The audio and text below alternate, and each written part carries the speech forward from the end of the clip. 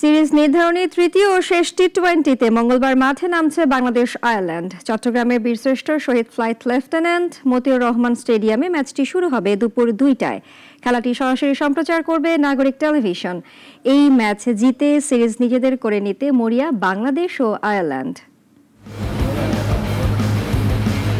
Batting বিপর্যয়ে প্রথম ম্যাচে হার, এরপর দ্বিতীয় ম্যাচে অধিনায়ক লিটনের 50 আর সাইফুদ্দিনের ছোট্ট ক্যামিওতে ম্যাচ জিতে সমতায় ফেরা।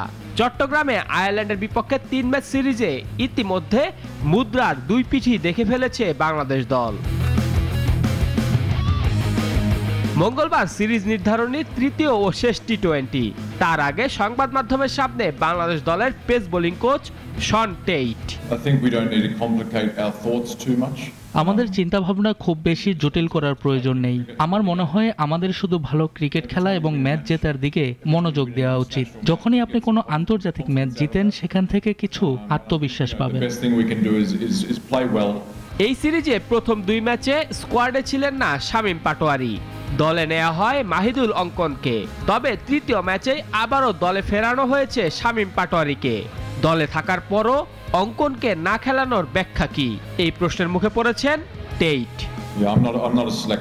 যারা দল ঠিক করে তাদের জিজ্ঞেস করুন। এই সিরিজ শেষের পর বাংলাদেশের ক্রিকেটারদের পরের ব্যস্ততা বিপিএল।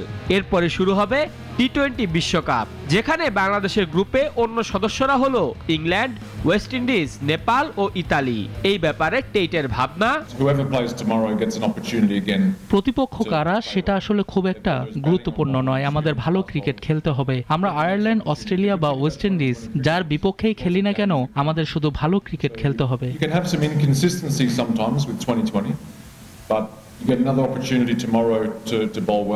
মেহেদী হাসান মুন্না, নাগরিক।